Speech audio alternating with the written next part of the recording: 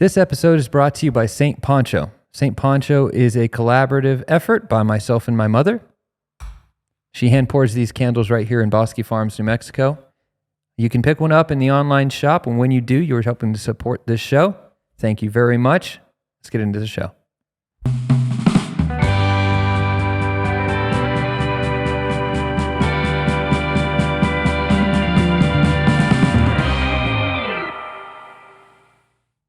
All right, episode 2, here we go.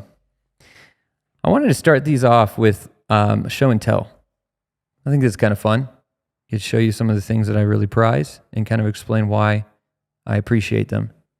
Today is the hat. I've wore this the last episode. We sell them in the online shop at chadbarela.com. But it's our common trading post hat. Highway 66 Trading Company. It's modeled after my uncle. He had an old Vietnam hat. Can you pull that up? It was his name was a Walker Johnson, a real man. He was a skinny guy, but he was a real cool dude. See, that hat's right. Kind of model. His patch is quite a bit bigger. I should wear this on top of my hat. First mob. But yeah, he was in the Air Force during Vietnam. He would tell me about it every now and again. He's no longer with us. God rest his soul. But he was a good man. He was an ordained minister, funny enough. And he didn't really practice it, like he offered to marry me and my wife, but we never sadly took him up on it. Big motorcycle guy. He loved to ride motorcycles, big Harley Davidson dude. But, as he got toward his older years, he couldn't ride anymore because he'd smoked too much cigarettes, too many cigarettes throughout his life.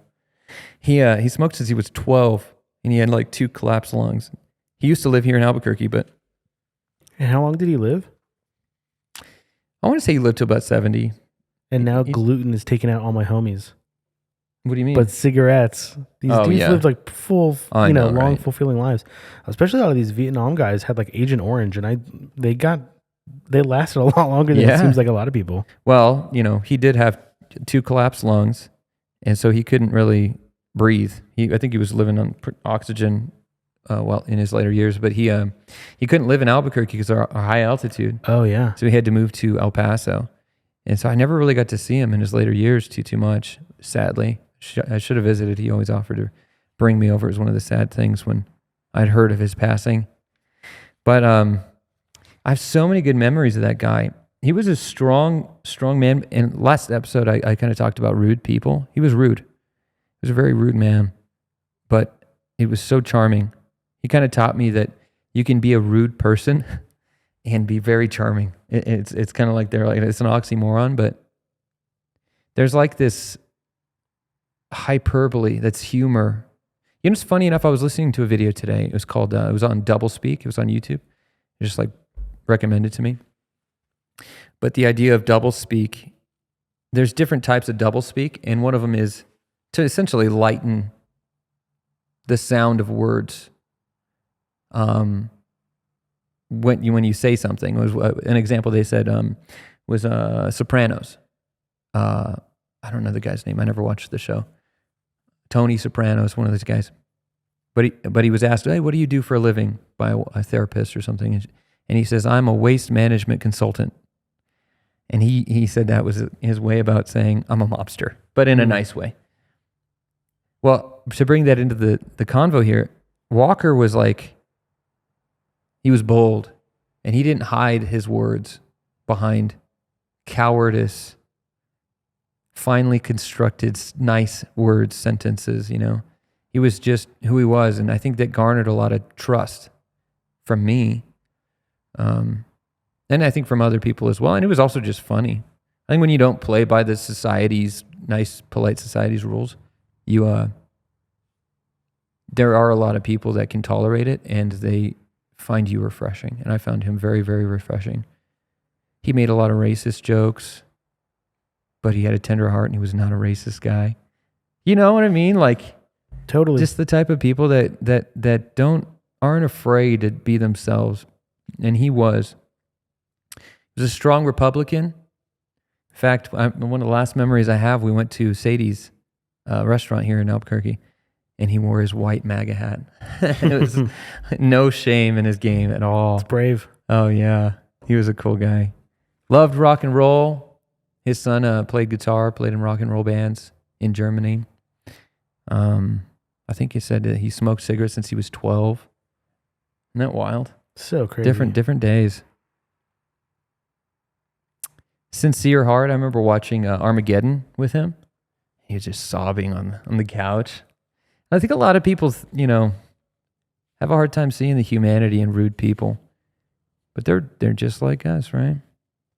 Just like us. I can be rude. But anyways, that's kind of the story behind this hat. I just wanted to kind of make a hat that I could wear and honor him in it. So that's kind of fun. I miss you, Walker. Okay, last week I did a bit on a bunch of trading post stuff that I found and some of the old dogs. And I came across this video a while back, and it's like this, the old type documentaries like Boy Scouts. It's like the style of this documentary is so awesome. But it's about the trading post culture, how the relationship, say, between Native Americans or the other makers integrating into the trading posts. Let's check it out. Kind of talk during it.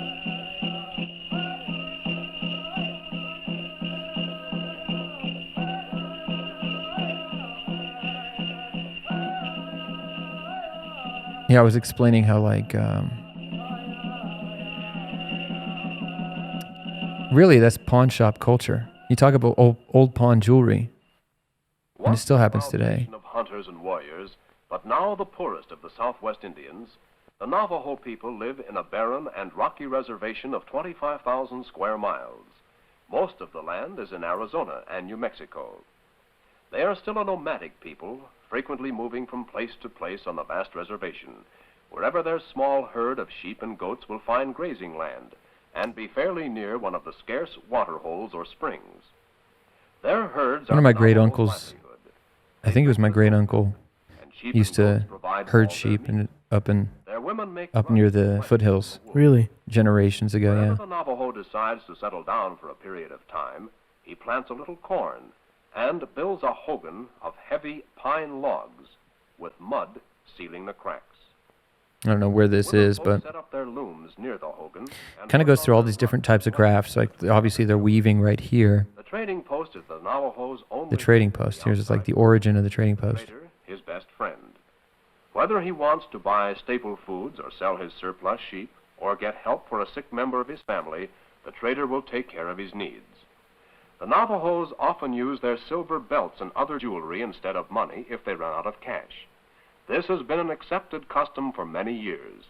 They used to do that right up the road. Back in the day, they used to just carry all their jewelry on them. Really? In fact, I think Gilo from last week told me the stories that they used to walk up and down Central with all their jewelry on them and sell it. Wow. Every Navajo trader has one. No matter how long the Navajo's jewelry stays in the pawn, there will be no interest charged against him, and it will never be sold.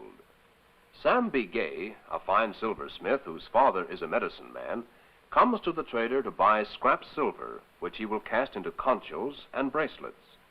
Scrap silver is cheaper and just as good for his needs. And so they'll use scrap and they'll do like tufa casting and they'll make their own bars. So they do it from absolute scratch. Sam knows of a place It's kind of how I do it where there is now. some white sandstone, soft enough to be cut and used. So sandstone or tufa. After Tufa he is just found petrified the stone ash. about the right size, Sandstone's not as fine, so you don't get as much detail. the stone is good, and he returns to his. They literally just pick it up. Like in Arizona, you just like drive on the road and you It's say, just "Oh, on there's the ground. Mm-hmm. Wow. They just pick it up. With a saw, he first cuts one side of the stone. I have a down video to of me flat doing that surface. on Instagram. The design is then drawn What's on the cool surface with a is- pencil, and it is hollowed out with. I don't know if I could directly Slab is draw my heritage into this necessarily. But the mestizos are the ones that actually taught the Navajo how to work with silver. Before they were just using like sinew with turquoise. But the integration of metal was kind of like the Spanish speakers, Spanish culture, taught them, because that came from Europe, taught them how to work with silver, how to cast. And then the Navajo brought the turquoise, and it was kind of like this meet in the middle. And obviously concho belts, Spanish in origin, but a lot of the Mexicans used to adorn their horses with them. Pretty cool. But yeah, he's pouring bars, taking it outside, stamp them out. So cool. I love it still. But yeah, that's that. I always thought it was cool that everything has like a natural origin. Like pawn shops. They don't just always exist as they do today, because nobody really visits too often pawn shops. But they were like, especially in New Mexico, they were like the thing, man. That was how everybody made some cash. But man, they're closing down like wild. They don't even have good stuff anymore, it's just all junk. Yeah, it's like junk collection now. Enough with the light stuff. Oh, we're going to jump in the deep end? Not super, but I talked about last week, I was talking about like Mark Driscoll. I was like, yeah, I love that guy. I talked about like Church Hurt, and I kind of had a little bit of an era with Mars Hill. I have no hard feelings, fully grateful for that season, fully love and appreciate Mark Driscoll. In fact, he pulled me out of some dark times in 2020 through his sermon series on Daniel. But recently, so he put out a new sermon series called Elijah, the Times of Elijah, or something like that. There's a new sermon series that he started last week. And yesterday he put out a new one, but it wasn't him, it was a guest speaker. And I never seen this video, and I guess he dug it up. He said it had never been public before, because it was at a private like pastor's conference. And I think it would be really beneficial for a lot of people to see, specifically people that got kind of burned in that era. Talking to you Christians right now. So a lot of people have a lot of pain because of the dispersion and falling apart of Mars Hill. It was dirty. So I'll give a little context, I guess. It rose quick. Mars Hill just exploded, came out of nowhere. They were like the first major, like big famous satellite campus. So it was primarily in Seattle. And then they had a bunch of these different hubs all over the country. And we were one here in Albuquerque. We were one of the satellite campuses. And so they were all integrated and tied into the main one. And on Sunday, for the most part, Mark would be video cast in through the main screen. It was great for the city for a period of time. It kind of called men up, young men, to become men. And it wasn't without flaw. It was very harsh, very tough. And I think it burned a lot of people in a negative way. And I was in the wake of that to a degree. But then it was kind of like this falling out. It was kind of a strange situation. I'm not exactly still fully clear on. There was a documentary, a video, not a video podcast, but an audio podcast called "The Fall of Mars Hill," or is that what it was called? I think so. The Rise and Fall of Mars Hill, and it views it back in kind of an unforgiving, negative light, and I don't think it's quite as simplistic as what I listened to in that podcast. Essentially what had happened is Mark, I don't know that he necessarily did anything explicitly wrong. Like there was no single event. It was more so just like a behavioral issue. He was too abrasive. He led with too much of a strong hand. He was really harsh. Not denying that. I'm sure that was very true, and that it was abusive to a degree, especially to fellow pastors that were in his orbit. And that did trickle down, and I think that's where it affected some of us little guys that weren't even in leadership, because it was a part of the culture. And so right around, what was it, like 2013, 2014? I don't know. It was right around that time. He got I think the elders of the Acts 29 or whatever the organization was that he was a part of, affiliated with, asked him not to preach anymore, to step down for a time. And so he agreed to do that, and he agreed to submit himself to a period of whatever. And this is a long story. And then he didn't end up following through with that. He said in other interviews that he felt like he was released. Him and Grace, his wife, had independently but together had this message they felt from the Lord, and that they were released and they didn't have to go through this disciplinary process. So they left the orbit of the Acts 29 accountability and all these different things. It was a huge fallout. Everybody said, "Oh my gosh, and he had a terrible reputation after this, and it still is, hanging over his head." And I followed this all from a not wounded perspective at the time, whereas I think a lot of people that were viewing a lot of this at the time were in an emotional state of mind. They were frustrated, they were sad, their jobs were in jeopardy, and it was bad. It wasn't great, and it was definitely in most part because of him. So I followed him, and I'd seen his heart. He'd come back, and as he had to step down, he gave a letter that he read to the church, and he said that he was sorry, and he cried, and he showed genuine remorse, and I felt bad for the guy. I think he felt that they would never let him preach again, and so he said, I'm sorry, but I'm going to preach again, type of thing, and he ended up leaving that accountability. Anyways, I think this. Don't hold me to all of that perfectly. I'm very loosely giving you what I remember. I love him, and I think that he's persevered through a lot of hardship.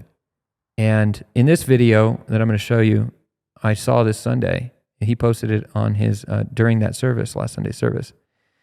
And it's a pastor essentially speaking life over him, prophesying over him during that time when he was going through that hardship. And I found it very encouraging. But first, I'll show you the video. I've got something I want to say before I preach. To Mark Driscoll. Stand up, Mark, if you would, for just a minute. And,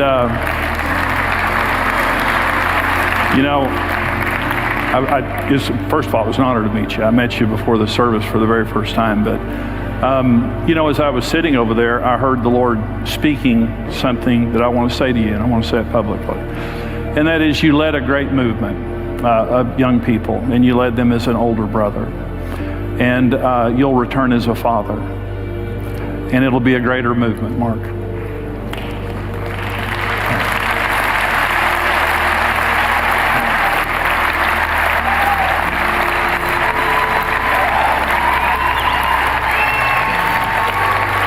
I'm not through. I'm not through. You're just starting to get prophesied over, bud. Your scars will heal millions. And the transition that you're going through in your life right now is very important for what God's going to do in the next season.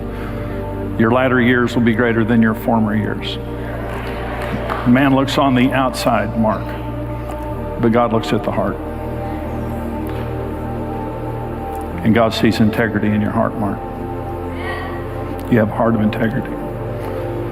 And you're here because of your integrity. And you're going to make it through this process because of your integrity.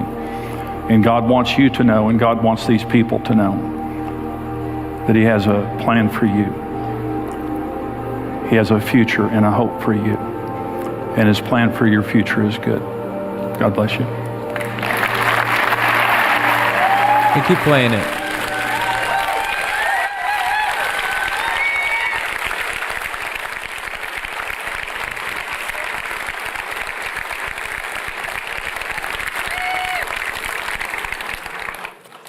Okay, I'm crying.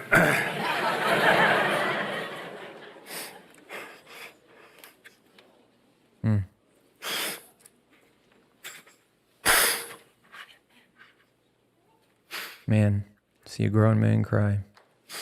You shouldn't have shown that. You shouldn't have shown that. That's good. I just love Pastor Mark and Grace so much. I had forgotten about that. But when you showed it, it just brought all that back. And What wonderful people you are. And the enemy, that song that we were singing, God's never lost a battle. The enemy did everything he could to take you out. That's right. And he didn't. That's right. That's good. Love you, Mark. I never met him, but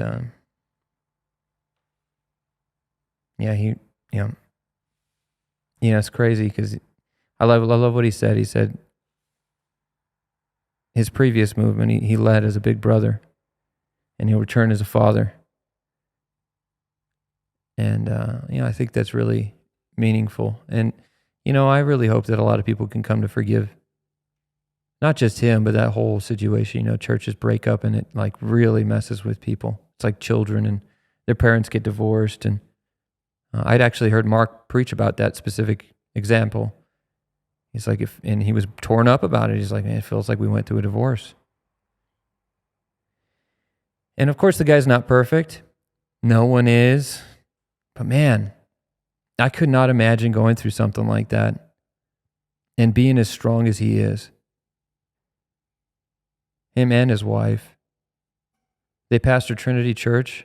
I think it's Trinity Chapel, Trinity Church in Scottsdale, Arizona, and Phoenix. And it's growing.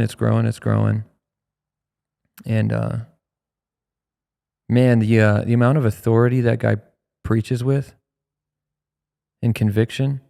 Y'all should listen to that. I'm listening to that sermon series. I can't wait till he preaches on the next one. Elijah. And it's talking about Ahab, the Ahab spirit, which is the beta male, and the Jezebel, which is the, you kind of get it.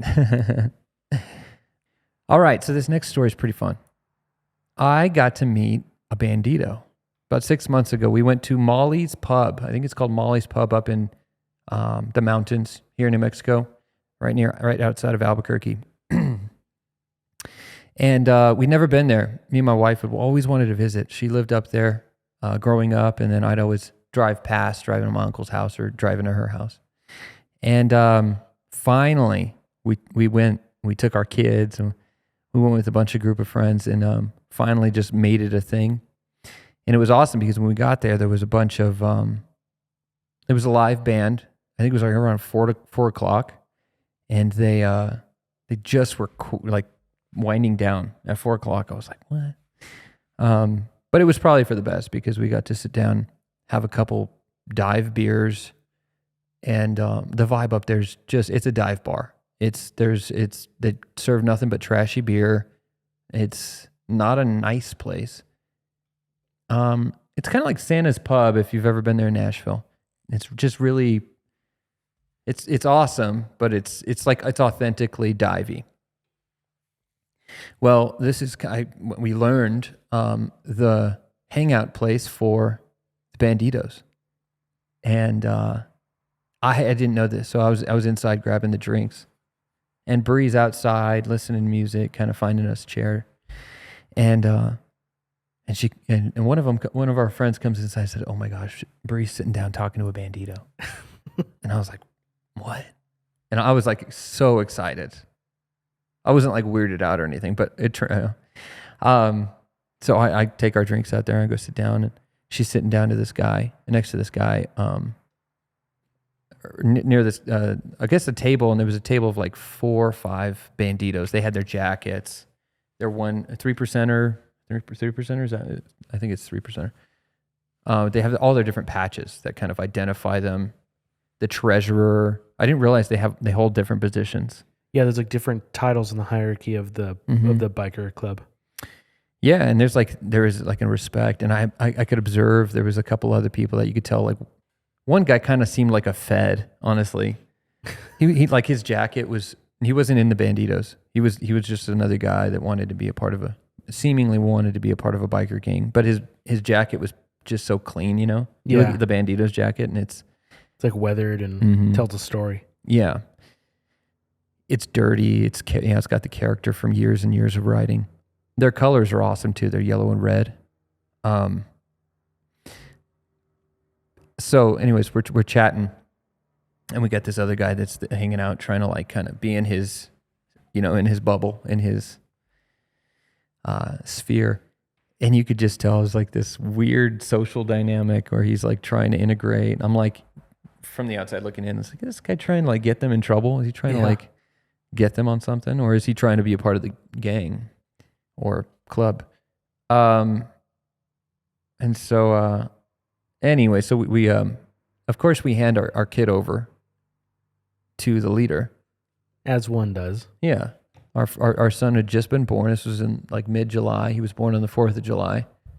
And we hand him over and we took a picture. And I would show it. I just still kind of feel a little weird so the story is, what's cool is I got to meet this guy last year and a group of them, and they were really nice to us. And turned out he was a believer.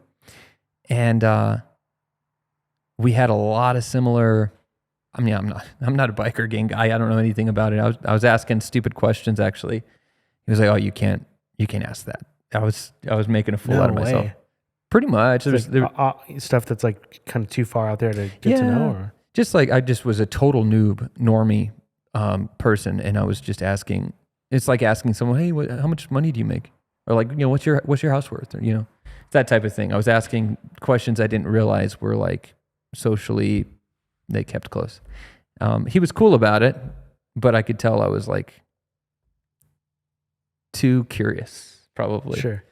And anyway, so we hand our son over to him, and he's like, "Oh, I love kids," He's like, "Take a picture. I'll be his honorary uncle," and so he is. Bandito Sniper, and so Bandito Sniper, that's his name or his club name. Yeah, I might cut that out, but.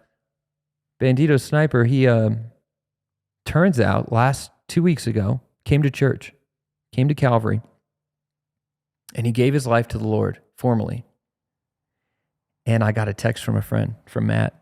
He's like, Sniper came and he gave his life to the Lord, and Nate prayed for him, something like that. And we're stoked. We got to meet this guy. We liked this guy a lot. He was an awesome person. And so I went to church this week on the 11 o'clock. And I saw him, and I was like, "No way, it's true, he's here." That's so And I cool. went up to say hi, like I knew him really well, and he seemed cool, like it probably surprised him, but in my mind, I'm like, he's our honorary uncle for the kid. Well, turns out next week he's getting baptized, which is really, really awesome. So we're going to be there for that. But how cool is that a Bandito that we got to meet at a dive bar? I don't know how it came to be. I'd love to ask him. In fact, I'd love to get him on a show and talk and hear the whole story, because I know he's probably been in some trouble throughout his life. But to hear his whole testimony, I think that'd be really cool to kind of get him in and pick his brain. But yeah, that's my Bandito story. I knew a Bandito, but he's probably not even... Oh, that was part of the story, is that he had to leave the Banditos. So he came to church, he gave his life to the Lord, and he's like, "Oh yeah, pray for me, because I'm going to leave the club." That's crazy. Yeah. I guess he was pretty torn up about it. Which, makes me think I can't share this, but I'll ask him. It's worth asking. The story's worth telling. So yeah, I might as well tell the story and then hold it. And then if he says, "Oh no, it's fine, like I'm cool with the guys, we worked it out," or I don't know how that stuff works. It's... Yeah. I mean, they're one of the prolific clubs next to the Hells Angels and all them. Yeah. So, but yeah, my brother was always like, "Yeah, the Bandito." He was always a big fan. So thought it was pretty cool. I got to meet him. So the next thing here is, it's a crazy story. I mean, he's an interesting character. He's actually a New Mexico legend. Is it that statue of Iron Man downtown? No, but do you know that story? Yeah. That it got hit? Yeah. It got hit, and there's a little memorial on the side of the road. Yeah, somebody made a memorial in its place. That's my uncle's building. No way. That's Sunwest Silver, that pink building. They have those three Transformers or two Transformers outside. Where do those Transformers come from? I have no idea. They're just like art installations, but they get people to kind of come in. Yeah. But yeah, so somebody like just a couple weeks ago had run into one. There's these huge metal sculptures of like Transformers. And yeah, you could probably find a photo of him. There's huge things, but there was a video that my dad sent me. I guess they had the traffic cam footage, and somebody just T-boned somebody or something, and then just ran into it, and it fell onto the car. And yeah, sad story, but yeah, that's one of them. That right was there. one of them, and then it got smashed and torn down or something. Yeah. Yeah, but it's not that's not where it was. But yeah. Anyway, so there's this guy, right? His name's Little Willy. He's a local legend. And about 4 or 5 years ago, he kind of really hit his 15 minutes of fame, so to speak. But nobody's really heard from him. Tragic accident happened, and he kind of disappeared. A lot of people think he might be dead. I don't know. But he left a lot of his stuff on YouTube, and I was able to kind of capture it and put it on my channel. Hey man, what do you think about the internet these days, man? The teachers suck, but the internet stinking rules. So relatable. Hey man, I just wanted to let all of my Twitter and Instagram followers know that we're starting a new band. So pause. So he's traveling, I think so. He was just going on a road trip. He visited San Francisco. He was going up, I think he went to Bend, Oregon, and he just started a new band. He kind of was trying to live that life, the drug, sex, rock and roll. And so, I think it caught up to him. I don't know what happened. He probably got involved in the wrong crowd. Let's just see a few more. But this is kind of the buildup of. I just figured that I should get off the internet and experience life the way they ought to be experienced. He made it over to the. Must have had some sort of disorder, right? Bridge, like with his nose and some kind of post-nasal deformation, situation. Hey, bud. We're doing his personality changes. We're doing hot dogs and burgers. Bring your own beef. Hey, man. I'm actually related to him. Funny enough, I forgot to say that. I did see there's like this vague resemblance between the two of you. Yeah, he's distant, but we're definitely related. I'm just getting rest over here. Just getting some of these. Benny, hey Benny, hey man, can you get back at me? This is where you call me back? I've been trying to reach you since yesterday. This is where it gets in trouble. Hey man, Watch it, that next one.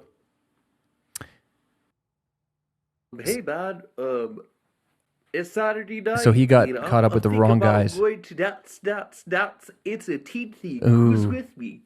Hey man, let's pause it real quick. If anybody who knows what triple DITT is, comment down below, please. Do you know? No, I don't know. Oh, that's a deep cut, man. That's a New Mexico deep cut. We used to have this public access channel. I think it was public access. It might have been it might have been like whatever they played locally, but it was they used to meet over at the beach water park that's now been condemned and disappeared. Oh, the beach. Yeah, they used to do the dance. It's a teen thing, and they have teens go and do like these dance parties, and they televise it. And they'd get wasted. All these teenagers. It was the worst idea. Like they're out there bumping and grinding. Oh yeah, and all of the different things that teenagers do. There needs to be a sound. And button, then they televise it, bumping and grinding. Sorry, I could tell. You could tell I'm related. But yeah, that's definitely a family accent.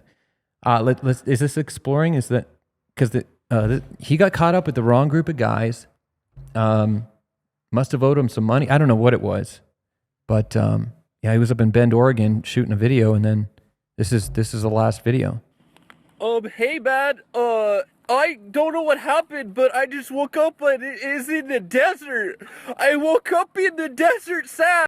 Hey man, me and my new band we're shooting a music video for our new single. Look out for it. Hey, hey man. It's really Tony up and down, isn't it? Like woke up in the desert, now he's shooting a music video. Opportunistic, yeah. Getting chased through the forest right now. A forest walk. Oh man, it's so beautiful out here. Man, God's beauty is just. Man, he's doing drugs. Maybe. Hey, man. It must have been a bender. I'm just out here in the wild, just exploring God's beauty. He's high. Hey, Grandma, Eddie dropped me off. If you see this, could you come pick me up? Grandma, I have a strange man chasing me. Hurry up! Sorry, man, I don't know if we have to edit that out in post because that was quite pretty graphic. Yeah, we may have to put a little bit of censorship on that. We had a memorial for him and everything, but poor guy, he probably went on had a bad trip, and then I don't know. It's like one of those bad trips turned to reality. It was weird. It was quite the journey. I had to put that to music and figure out how to make it more dramatic. Oh yeah, we'll definitely.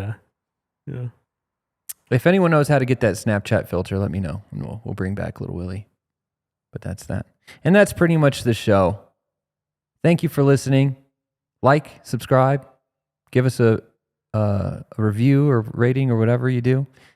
Whatever I'm supposed to say, I just said it. Money. Give us money. Accolades, donate. fame. Yes, you can donate to the charity of your choice. And enjoy. Love you. Goodbye.